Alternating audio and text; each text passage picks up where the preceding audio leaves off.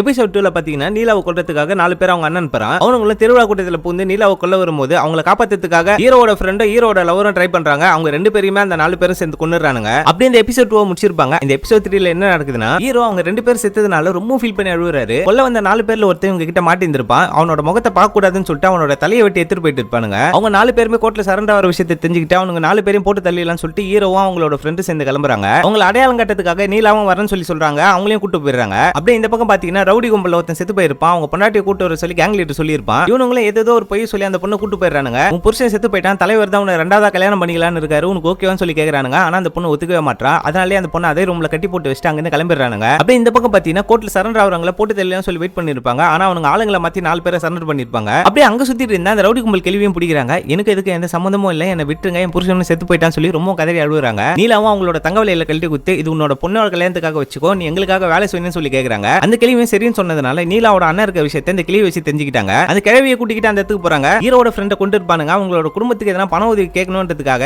இவனுங்கள 2 பேர் போயிட்டு அந்த கேங் கிட்ட போய் பேசுறானுங்க. அந்த ரவுடி கும்பல உங்களுக்கு ஆஸ்தான தேவை, உட்காருங்க, உள்ள போய் எடுத்துட்டு வரேன்னு சொல்லி கிளம்புறானுங்க. ஆனா இவனுங்க எல்லாருமே போட்டு தள்ளன்னு சொல்லி அவனுக்கு பிளான் பண்ணிட்டானுங்க. இந்த இடத்துல ஒரு பயங்கரமான சண்டை நடக்குது. அந்த கிளப்ல பாத்தீங்கன்னா நீலாவோட வாழ்க்கையை சீரழிச்சு அந்த எம்எல்ஏ கேண்டிடேட் அங்கதான் இருக்கிறான். அவன் அங்க பார்த்ததுமே ஹீரோ அவனை கொல்றதுக்காக மிரட்டுறாரு. அவன் அங்கிருந்து தடுக்கி கரண்ட் கம்பத்துல வந்து எரிஞ்சு செத்து போயிடுறான். அப்படியே இந்த எபிசோட் 3 முடிக்கிறாங்க. எபிசோட் 4 அடுத்த வீடியோல சொல்றேன். தேங்க்யூ.